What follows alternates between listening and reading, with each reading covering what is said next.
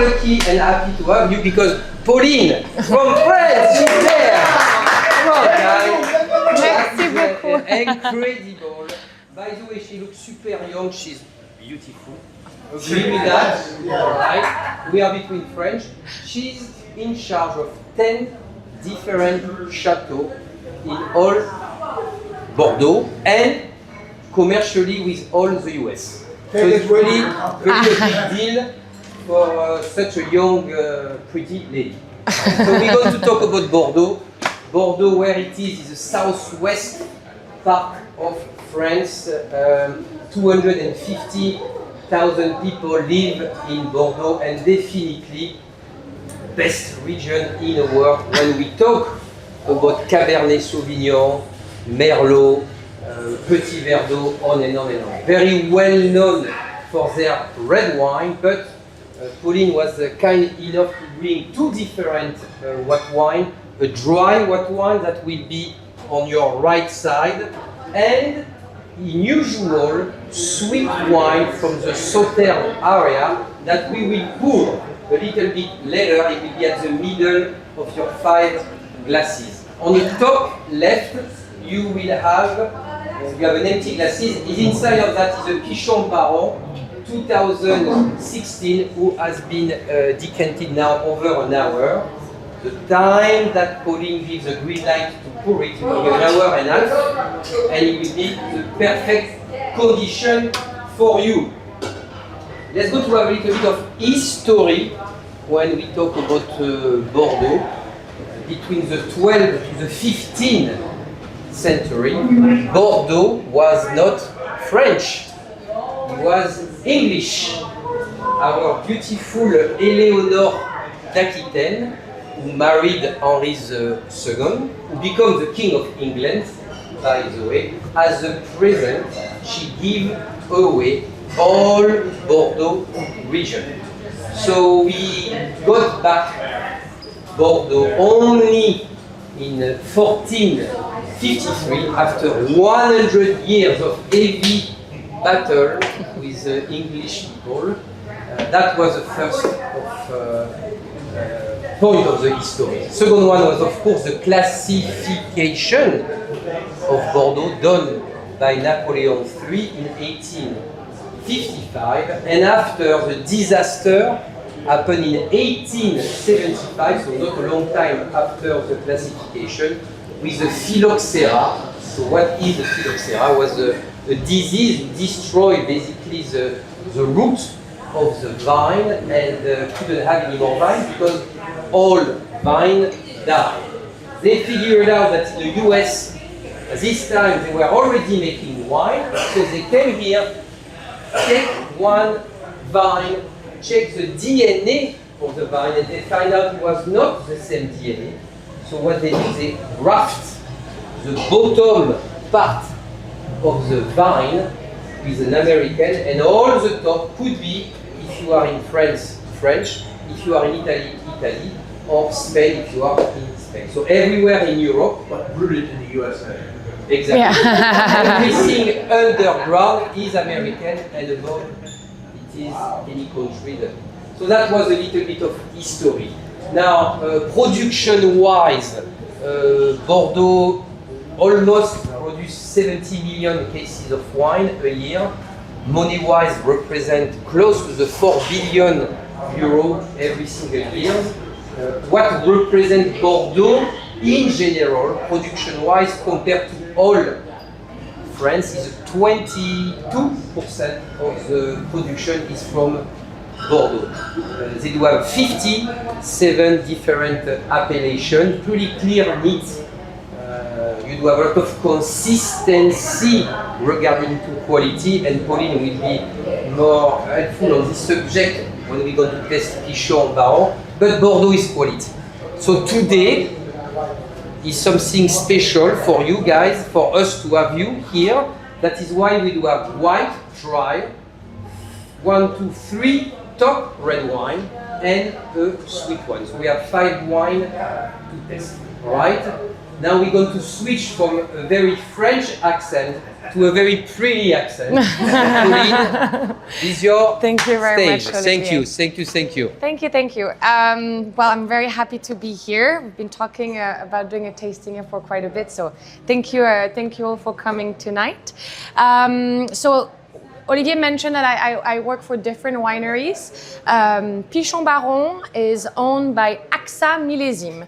AXA, it's an insurance group company.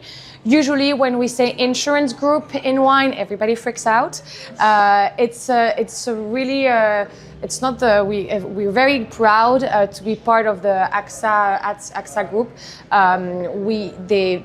They provide us support.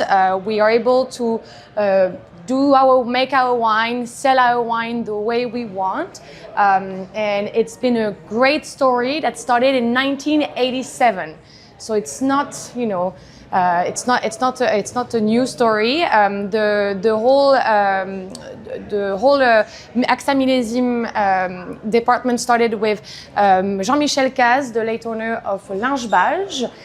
He was really good friend with the president before at AXA, and they decided to acquire Pichon Baron as well as Chateau Pichon, another chateau we own in Pauillac.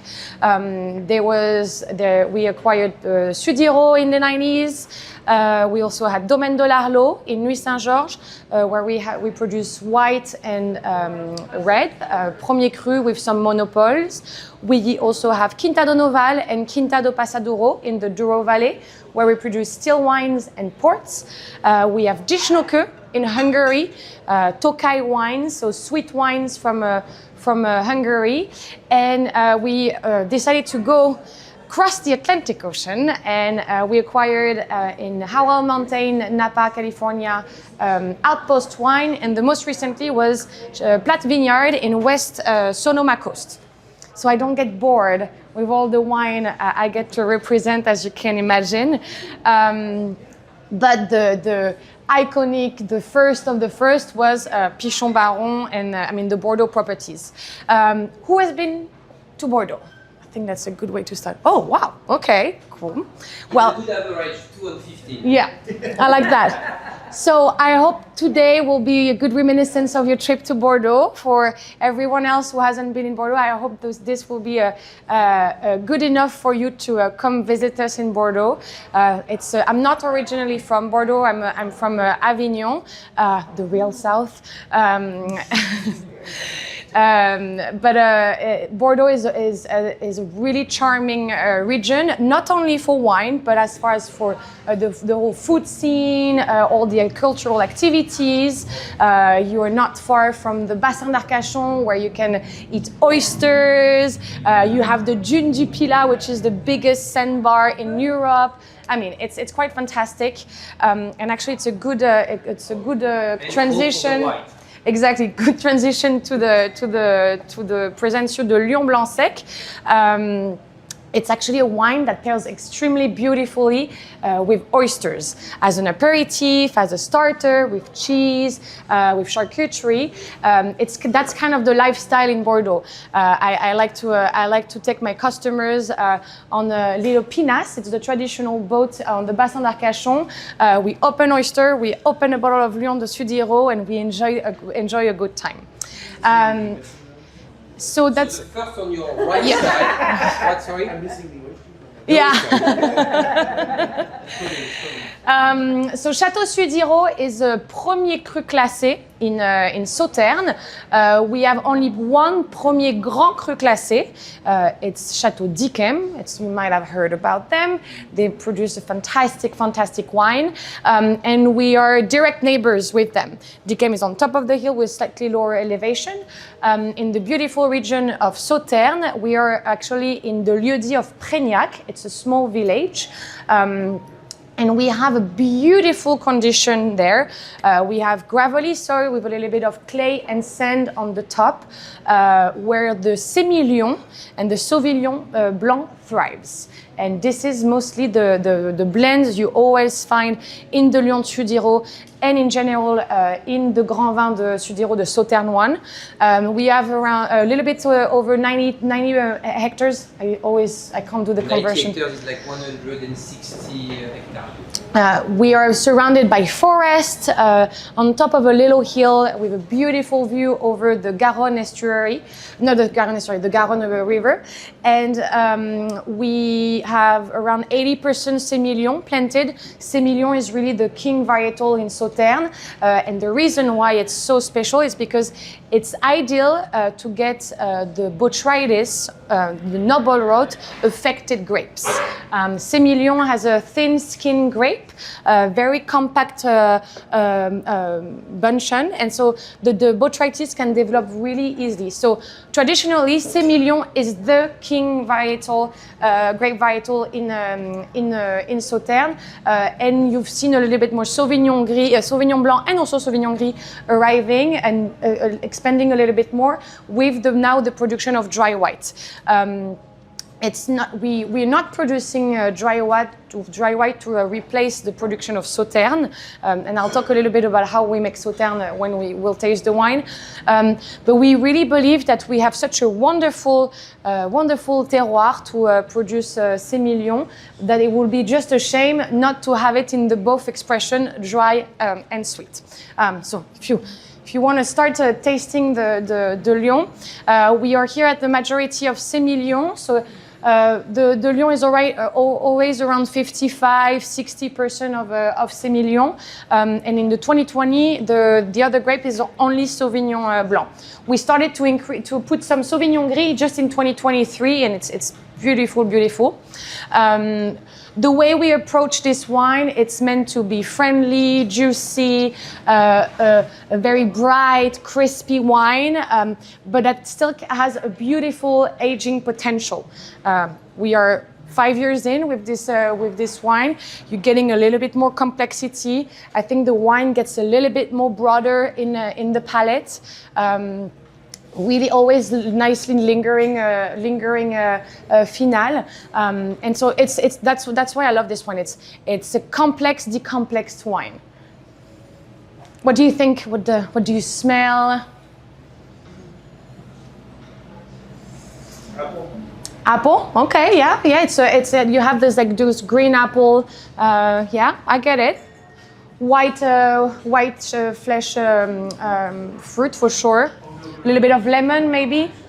Our approach with the distinction between the Grand Vin, which is the classified Sauternes, and also the Grand Vin Blanc Sec, with the second labels, the Lyon, it's a matter of age of the vine. The vineyard is has an average of 35-40 years old vine. The Lyon, we pick the vines that are around 20-25 years old. The idea is we go into the vineyard late August. We are looking at the vineyard, and we see that there are some plots and some vines that are not affected by passerillage, so dehydrated grapes. You know, when you start to have like the sun start to shrink the berries, and we're looking for a sign of botrytis. If we see that, we don't touch them.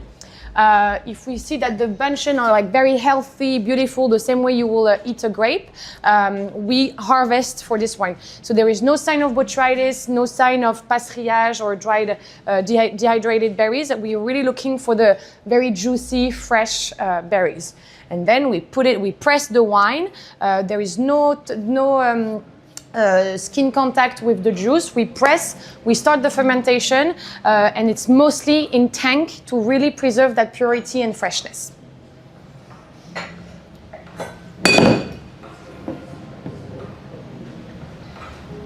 Alright, let's go to talk about why Pessac-Léognan, so the Graves region that you are testing basically now, correct? I mean, yeah, it's Sauternes, but yes, we're in the Graves region. Yeah, okay. So originally, back then, that is where the English people used to make the red wine. Médoc, at this time, was not existing. So that is a very important. Just after in late 70s, the late 70s, the Médoc has been discovered. Yeah. So what you are tasting tonight during the English people, Bordeaux was based in a Grave region. Yeah. What you are tasting now. That's why they used to call claret. Claret, yeah. Light color, because the red one was coming from the south part of Bordeaux. So when did the Médoc really emerge or take triumph over, or take primacy over the Grasse region? It was just where you could actually farm. The city it's the closest appellation to the city, okay. And it was the closest farmland that you can use. You could use the Médoc. So in the northern part of the left bank, it was swamps. They had to dry the swamps, and they brought the Dutch to help dry up the swamps, so they can actually start to farm the land. As the city was expanding and the activity and the wine activity started to grow. To give you an idea, Pichon Baron was built in the mid 19th century, Sudiro in the 15th century. That gives you an idea. So Sauternes, actually, the Grave area is the OG producing wine region appellation in Bordeaux. Any thoughts? No? Do we like it? Is it a good introduction? Does it makes you salivate? It's usually a good sign. Yes? Do we use oak, no oak? 70% of that, and the rest of oak, with only 30% new oak. So 30% new oak. All right. You used the word tank though on the slide. 70% tanks, yes, because we want to preserve the freshness, the purity, the very nice, lingering acidity, and this nice minerality. We didn't want to have too much, because the Semillon itself is a varietal that already has some a good viscosity, a nice complexity, and a great texture. So to make a dry wine in this style, if you add on too much oak, it can be a little bit too opulent, exactly. And here we want to keep the freshness and the tension and the crisps. Perfect balance, elegance, exactly. And finesse. All right, so perfect introduction. Clean your palate a little bit. Let's go to move on the red, please. Red. So now we're going north. So Sauternes is without traffic, let's say 40 minutes away from Bordeaux. Now we're going almost an hour north of Bordeaux, sometimes even an hour and 15 minutes. Traffic is crazy. I know not as much as in New York, but sometimes it can be a little bit tough. We leave Bordeaux. For 25 minutes, there is nothing really that's interesting. And then we arrived in the Margaux Médoc area. So we were here in Sauternes, Bordeaux is here. You go up, you arrive in Médoc. Margaux, it's one of the biggest Médoc sub-region and village. You have wonderful chateau there. You have the Golden Square where you have all the top name of Margaux. You keep on going 15-20 minutes. You arrive in the land of Saint-Julien. Saint-Julien is the tiniest appellation of the Médoc. It's also the appellation that's the most classified growth and the most classified land. It's around 85% of the appellation of Saint-Julien was classified. Once you leave the village of Saint-Julien, because remember, Margaux is a village, Saint-Julien is a village, Pauillac is a village, not big villages. And once you leave the Saint-Julien village, you arrive in the Pauillac land. And we are actually one of the first chateaux in the appellation of Pauillac. So you leave Saint-Julien, you have this little rolling hill that goes down. The estuary is on your right. You have the Clos of Léoville-Lascaz on your right. You go down and up, you go a little bit up on another rolling hill. And you have, Léoville-Lascaz, Château-Latour, Chateau Pichon Baron, Pichon Comtesse. And right on the other side, we own a few plots where we have some Merlot, Cabernet Sauvignon, Cabernet Franc planted, and this is where Tourelle is made. Tourelle is actually our second label that was created in 1986. Bottom left. Bottom left. Bottom left, les tourelles. Yes. Bottom left. Pichon Baron, the Grand Plateau that we use, I'll talk a little bit more when we get to the Grand Vin, but that we mostly use for the Grand Vin, has been under vine since 1694. It was part of a bigger vineyard, and everything was the Chateau Pichon Baron was coming from all of those plots. Yes, and this one is not 100% a single vineyard, because sometimes we use Merlot that's coming from the Grand Plateau, but basically the Tourelle is really coming from those few plots, and they are a little bit on the edge of the gravelly plateau. We still have some good gravelly soil. That's why we have Cabernets planted, but we also have a good amount of clay, and it's a fresher, cooler site. So that's why we have a majority of Merlot. So Tourelle I think is a good introduction to the world of Pichon Baron. Yes, it has more Merlot in it, but the Cabernets are extremely precise. They have some power. We're in Pauillac, so Pauillac power. But overall, you have a beautiful elegance. And 19 overall was a rather warm and hot vintage. I believe that we managed to make a very decent, elegant wine that year, and I'm really happy to revisit the 19 because I haven't tasted it in a minute, and I mean it's always a true pleasure. It's for me, it's really this beautiful, elegant Pauillac expression. If you think of a textbook expression of Pauillac, I think Pichon Baron really fall in that category. We are not trying to be something else than we are. And yeah, so that's a rather enjoyable, approachable wine at its youth, but again, it has a beautiful aging potential. Actually, I was quite lucky to do a vertical tasting with Pierre Montaigu, our technical director, and Christian Silly, our managing director, and we did a lineup of Tourelle from the 1986 up to 2023, sorry, and we did like half bottles and magnums. That was a long tasting, as you can imagine, and we saw the variation of the evolution of the Tourelle, and it's a wine that aged beautifully. 20 years in, I mean, we were very impressed about like how. There is still some texture. There is still the wine has a lot to say, and that was rather. We were nicely surprised. We knew that was a wine for aging, but we were extremely surprised with it. And so now you think about the technicity we have in modern times. I mean, this 2019 has 20 years, 25 years easy. Now talking about vintages. Let's go to say 19 compared to the 20 and 21. 19 and 20 are superb vintages, both of them. But one is more classic, such as the 2019. The 20 for me is more like modern style. Why? Because it was a little bit more sun in 20 than it was in 19. So more ocular, more character, much heavier. 19 is very balanced. We had a little bit more strategic rain in 19 that really helped.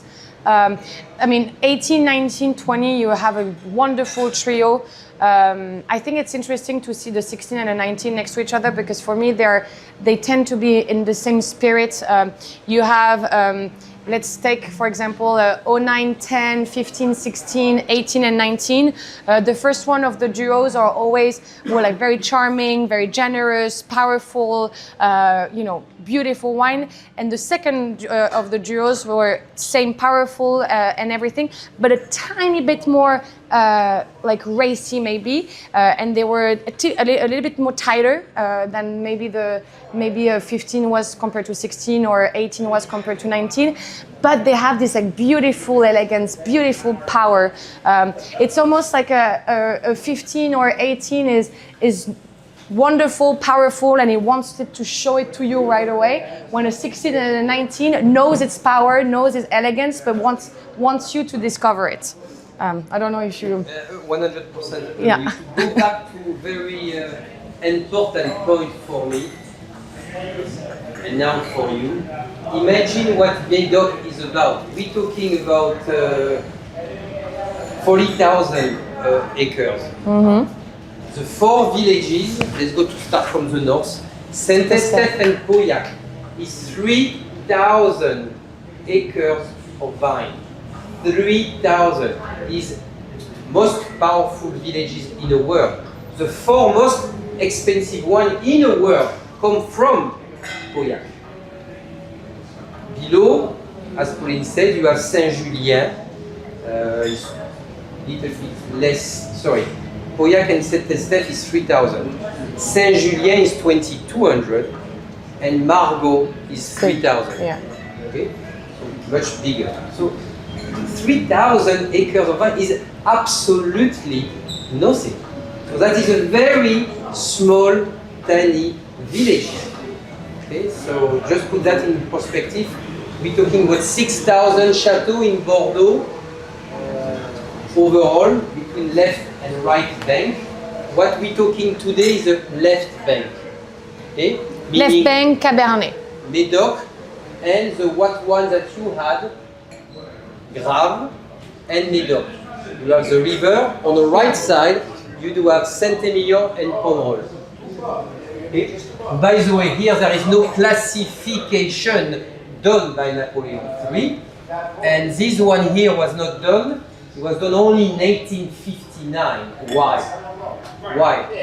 Why left, yes, and not on the right side? Because it was too much Dutch people living in Saint-Emilion and Pomerol, and Napoleon III said, no, I'm not going to give them money with the land, so no classification.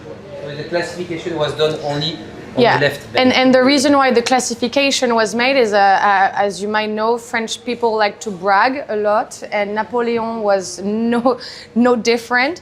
And we were hosting the Universal Exposition, and he wanted to show the world the great vineyards of Bordeaux, which he thought was, one of the best.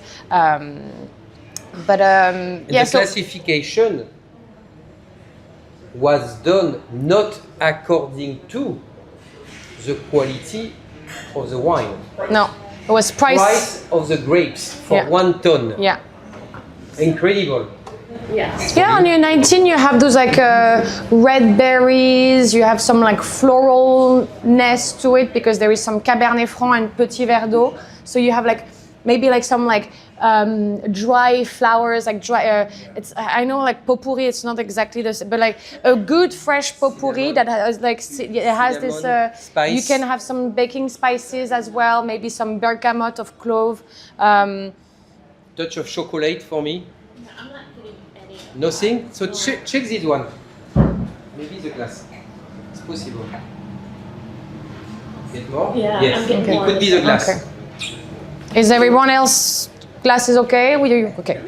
How much variation in the ratios of Cabernet to Merlot, to Verdot to Malbec is there year over year? So in 2019 it was roughly 70% Merlot, 19% Cabernet, and then a little bit of Cabernet Franc and Petit Verdot. I always see the Cabernet Franc and the Petit Verdot as the seasoning, and the Petit Verdot even more. It's a varietal that is very hard to, that's very sensitive to disease. That has a later ripening window. And it gets rainy in Bordeaux if you're late October, so it's a varietal that's a little bit trickier to reach full maturity, and it can be extremely powerful with a lot of tannins. However, on the nose, it brings a lot of floral aspect. And we use it here and there to like you season a little bit your dishes. That's the same we do with the Petit Verdot at Tourelle. We decided to remove the Petit Verdot from the Tourelle blend because it doesn't grow on that specific plot I mentioned earlier. On that plot we have Merlot Cabernet Franc and Cabernet Sauvignon. So starting in 2022, this is only what you'll get into Tourelle. We are pushing our terroir philosophy expression even more, meaning that what grows into Sainte-Anne, where we produce Tourelle, goes into Tourelle. What we are producing on the Grand Vin on the Grand Plateau next to the Chateau goes into the Grand Vin, Chateau Pichon Baron. And we have a few plots that are a little bit more north of the Chateau, about maybe a mile away. A mile and a half away, closer to Lingebage, after Lingebage, and those plots are mainly producing Griffon, another second label we have. So we're really pushing. The idea was really to see what the terroir was giving us, and from one plot to another, how different the expression could be. So we decided to encapsulate this within one bottle and one cuvée. Voilà. So explain them what is terroir. Terroir is the combination of soil, climate, and I think now I will add also the winemaker knowledge and the savoir-faire of the land. That's a good definition? Yeah. Perfect. So 19 was 70% Merlot, 90% Cabernet. Is it typically like 70-19? Yeah, that's pretty close year over year? Yeah, that's around that. But as we've removed the Petit Verdot, you see a little bit more Cabernet Franc coming in. Voilà. And that's also because we did a replanting program, and now the Cabernet Franc vines are beautifully produced. No Malbec, no Carmenere? No. Not for us. Not for us. However, we planted some Semillon. I don't know if you know that, Olivier. We planted some Semillon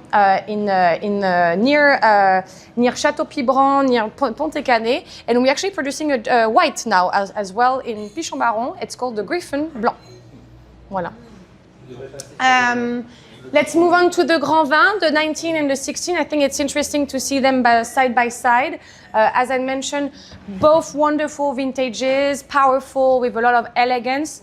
The main difference as far as the weather was, as far as the vintage was, is the 16 was warm and sunny, but a little bit more steady, when 19 has more heat spikes and temperature fluctuation. I want to say also that we managed to get an extremely well-balanced tannin, fruit dimension, and acidity in 19. I think in 16 we still have it, but 19 is just an extra level of precision. You have to understand that we make wine, we learn every year, we take into account. Global warming is a thing that's happening, and it's very triggering in Bordeaux. And we are learning how to have the best expression and stay true to our identity with the global warming impact on the vineyard management and the winemaking. The idea is less is more. We do as much as we can into the vineyard to have and produce the more purest, the freshest expression we can, and then into the vineyard, less manipulation, less intervention, because if the fruits you get are perfect, then you don't need too much magic to produce wonderful wines. We're doing regenerative farming, which is following sustainable practices, no pesticide, herbicides, obviously, and that's since 2011. But in 17, we really we started to think a little bit more as a global approach, thinking of global warming, and we've seen that the summers and the winters we were getting way more rain, but on the shortest time, and in summer we were not getting any rain at all. So the whole problematic was how do we keep freshness, moist, and water within the water tables of the vineyard, so the vine can access water when it gets extremely hot. So we are doing water management. We can't irrigate, and everything is dry farmed in France. So we uprooted some vines that was not working in some places of the vineyard. We created ponds. We reintegrated fruit trees to create shadows and to bring back the biodiversity, and also to have some key cool places within the vineyard. So that's been helping. We've seen some good results. We also have cover crops all year round, and they are very specific about the type of crops they put.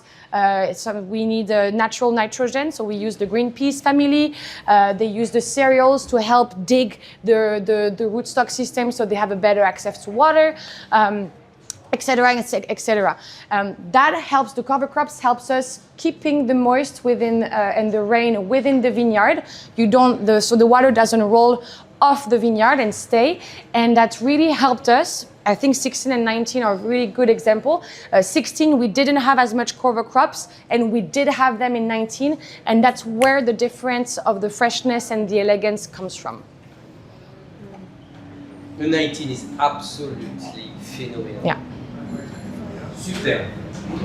As far as the blend, the Grand Plateau, which provide for the Grand Vin mostly, is planted in 80% Cabernet, 20% Merlot. The Merlot are on the side of, they are in Pauillac but facing Saint-Julien.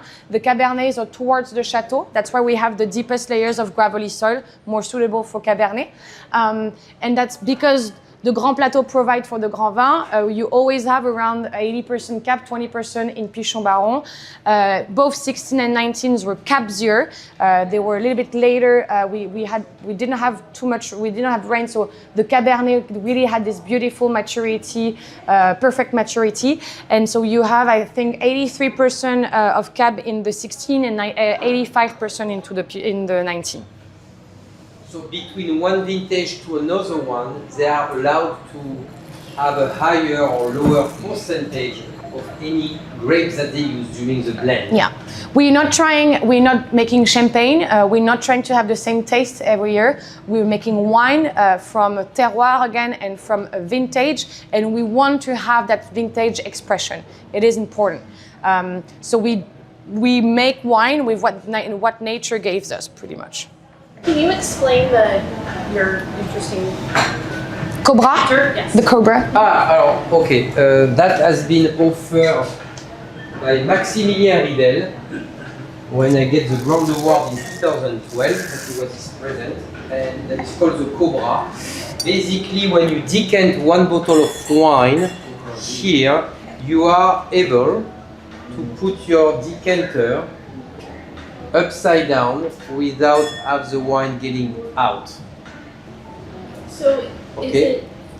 It's just a shape, a different type of shape.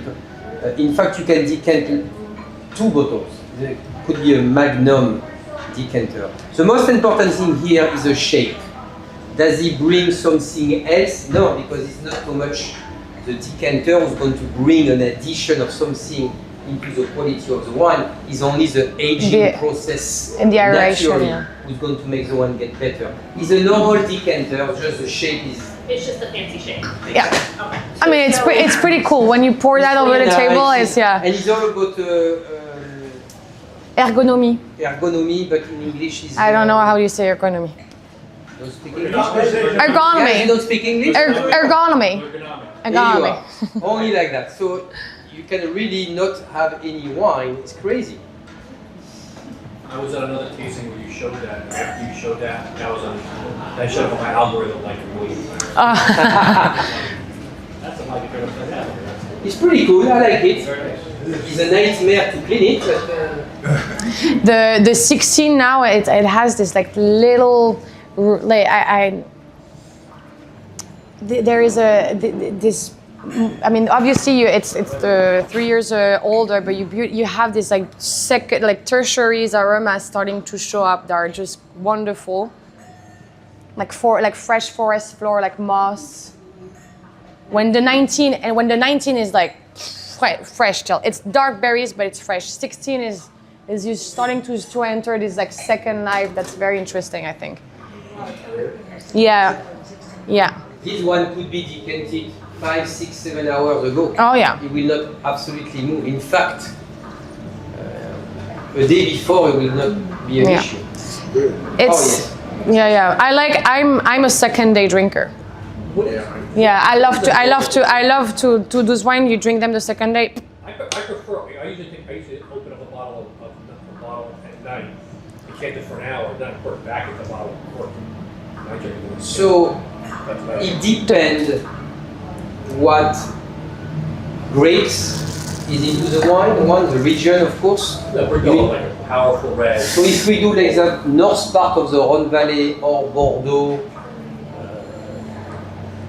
I will say the minimum for me, first of all, I will decant a younger vintage compared to decanting a older vintage. Definitely. The older vintage, I will open the wine, the bottles, an hour, 2 hours before, without decanting. It will be enough. Now decantation for me is to have a young vintage get more breathing and send more aroma. So I will say 4 5 hours is perfectly fine. An hour is okay, but I will say a minimum 2 hours. And after, it's not only the decantation that is super important, it's the temperature of your wine. So you have to keep your decanter somewhere where the temperature is fresh, not cold, even so for a red wine. Because if your red wine is enjoyed at a very high temperature, you're going to have only the alcohol as a test.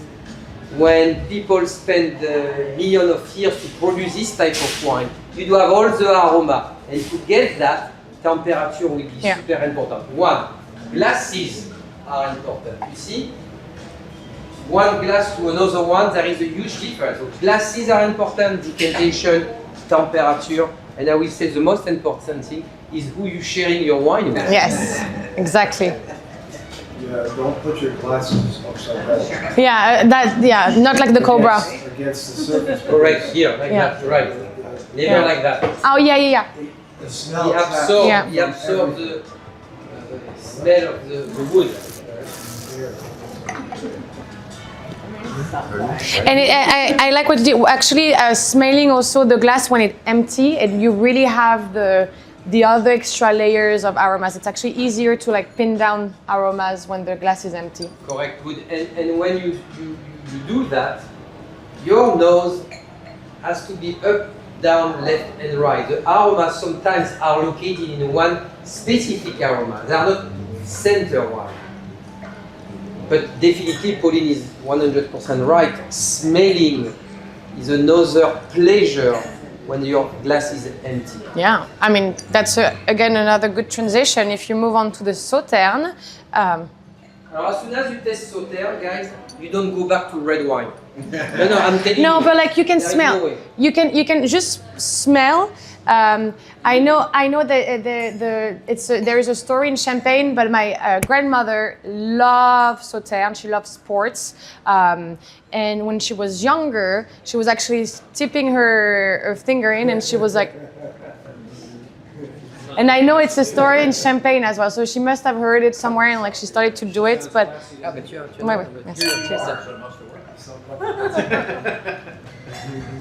yeah, she was trying to like. That is a kiss from God. Yeah. So the golden liquid. So we. I'm just upset you didn't pour me enough. We have some more. So the way we make Sauterne, it's a kind of a crazy way when you think about it, because we bet our entire production on a fungus that we can't control, and that arrives. That can be developed for if a few factors come together and happen at the same time. So we need, for the right development of botrytis, noble rot and not black rot, which is like the everything that we don't want. If we want the noble rot to develop, we need cool mornings with moist, with fog. In Sauternes, the same way as in Tokai, for example, in Sauternes, we have the Ciron. It's a tiny river surrounded by a tree, so it doesn't get that much sunshine. It really stays pretty cool.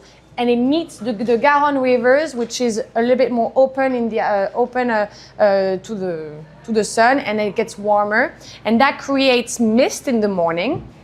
That mist stay around Sauternes because you have a forest, you have a little bit of elevation, so it tends to concentrate around the Sauternes area.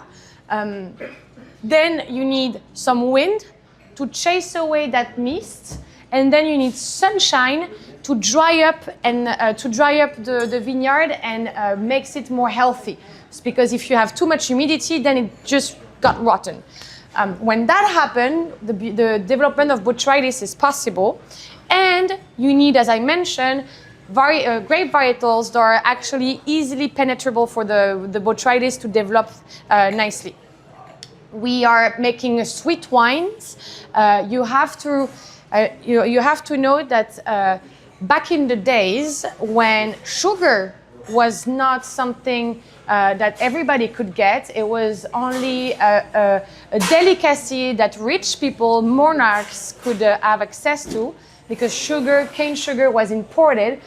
So actually having a sweet wine at your table was almost the meaning that you were from royalty. So let's just acknowledge that we are all royals today, having Sauternes. We are, to give you an idea, the process, so we harvest for the dry white in August. The botrytis development, the dry up of the grapes needs some more time. So we usually harvest for Sauternes. Now actually we can start, like they actually started 2 days ago in Chateau Pichon. So mid-September, and it can be pushed to November. So long harvest. We go into the vineyard, we look at the bunch, we harvest it if it's like nicely botrytized. If it's not nicely botrytized, we cut a little bit and we go we go and sort the botrytis, look for it. We pray that it's going to develop a little more, and we go back maybe a few days, maybe a few weeks later. So we tend to go around in the same row around 3, 4, up to 5 times. And the result of the production, we tend to say that one vine produces 1 bottle of dry white. In Sauternes, one vine produces 1 glass of Sauternes. It's a crazy business plan, if you ask me. But the result is quite delicious. No sugar added, only botrytis grape. That's the result of like the sweetness. But the botrytis fungus, when it attacks the grapes, it's going to concentrate the aromas. So you have more complex aromas than in any other white wine. You concentrate acidity as well. We tend to focus on the amount of sweetness those wines have, but they have an incredibly beautiful acidity, and especially Sudirot, we make the wine the way that so we preserve the acidity as much as we can. That's kind of also like our how do you say, not landmark, but our way of differentiating. Signature, exactly. So yes, there is sweetness, but there is a lot of acidity in those wines, and that's what like makes it like beautifully lingers, and like it's not overbearing. I mean, yes, it's sweet, but it's you're not tired after drinking a sip. You can linger on it. You don't need to drink the whole bottle. It's totally fine. This wine can like stay in your fridge with the cork in. And I mean, you're good to go for like good 2 weeks. I've never experienced that myself, so I guess that's doable for some people. Because you're French, you are an alcoholic. So Voila, exactly. 13.5. This isn't like port. This is like port where you add spirits. Sorry? It's not like a port where you add spirits. No. Ports are fortified, so we stop the fermentation by adding brandy. For Sauternes, we go through mostly the whole fermentation, and then we stop to leave some residual sugar, but it's the natural fermentation. We don't. It's not by adding any for brandy or fortified. Yes. This is considered a white wines as opposed to an orange? So It's considered as it's not a white a wine. sweet wine. Yeah, it's not a white one. Okay, because I thought I heard the term white, so that's why I was a little confused. Because I So you have the white wine will be a dry, a sweet wine is a sauterne. okay. A sauterne is a sweet wine. Yeah. Just what she was saying earlier was the first one we drank didn't get affected by white wine, and they Yes. made it white wine. And then we make the white wine out of it. But then if it did get it, you got the Yeah, that's the result. So you got to say both expressions for that. But we make the wine the same way. 16 or 19? It's just a matter of like how the grapes we bringing into the vats are, and those ones are sweeter. I have a biochemistry degree, so what you're describing doesn't quite make sense to me. So I need to think about this. Okay. It's just a matter of like the stage, the development of the grape. So we bring in August. The berries are like regular like grapes that you eat at the store. We press those wine. We press those grapes. We ferment the juice. It becomes white wine, dry white wine. For this one, we wait when the berries are super dehydrated, not super dehydrated, but like more dehydrated, so more rich in sugar. They also have the botrytis that enhance this sugar content. Also an important note, the botrytis, when it affects the grape itself is trying to like fight it a little bit, and that release bitterness compound. So you actually have some like bitterness sometimes. And then we harvest those bunches that are like affected by botrytis. We do the pressing. We have juice and we ferment it. Okay. No, you're not. I'm trying to work compounds Okay. in my head, so Okay. it's not you. Okay, no That's what problem. I'm trying to tell you. No, but I want to try to explain as much as I can. So, because we do a lot by lot, we do lot and intra-lot fermentation. So as it comes, we press and we go further, and then everything is barrel fermented. We do 45% new oak and the rest of 1 year old. We have our own system to ferment into the barrel. It's kind of like it's a crochet, a hook, and it's the Sudiro hook. It's connected to wires, and we pull cold water or warm water to control the temperature of each barrel, and then we do the fermentation in barrel, and then they taste each barrel. They see like, okay, we can now blend those ones together. They keep aging. This one is getting ready. We can blend together, and then the more you blend, then you have your different cuvées that are produced.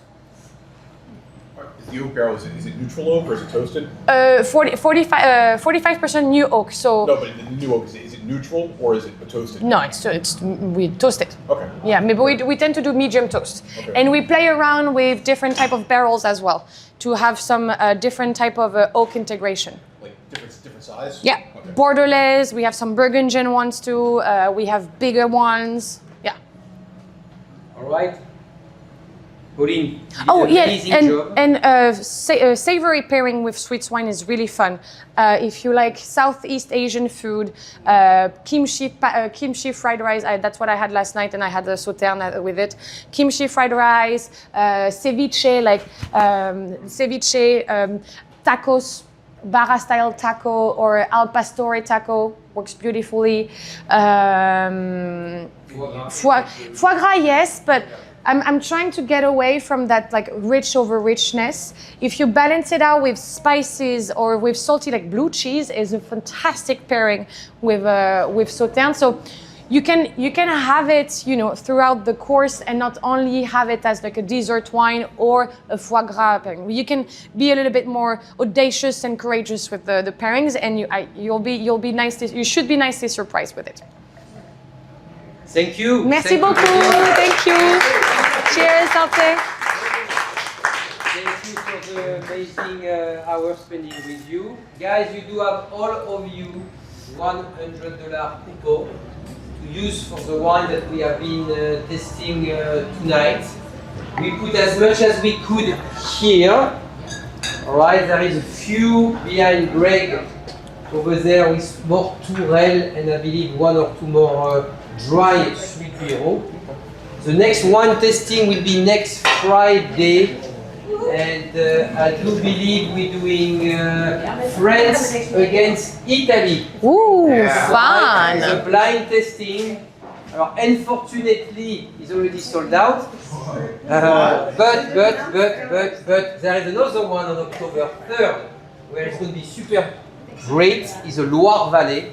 You all love Loire Valley, and we're going to open up some incredible bottle of wine for that. Moving forward, everybody asked for this wine tasting will be Amarone. Only few seats are available. I do recommend to sign in as soon as you can. And October 17, Spain against Italy. You remind me kind of a soccer game, but it will be based with wine. And on and on. Every Friday, we're having incredible wine tasting. We start as well on Wednesday. You were here on Wednesday. We're doing a very easy wine tasting when we compare grapes with two wines. It's just $50 and we're having a lot of fun as well. So Wednesday and Friday. All right, thank you guys. Please Thank take you all very much. the ones that you do have. Astrid already prepare your little shopping cart. Like that you are in the VIP section. And again, I want to say thank you for all Westchester wine people here. Thank you for being here every Friday. Thank you, thank you. Merci. Thank you, thank you. Thank you so much, Oliver. Every wine was great. I had a great time. Definitely taking my wines home. Thank you. Thank you so much. It was a pleasure being here. We always learn a lot with Olivier and his guests. Thank you. We'll be here again. It's another great class taking French wines from Bordeaux. Excellent tasting, and several of them that were. This is pretty high end, and it's really worth it because it's really gives the characteristics of what we're actually trying to drink and learn. And so, yeah, good job.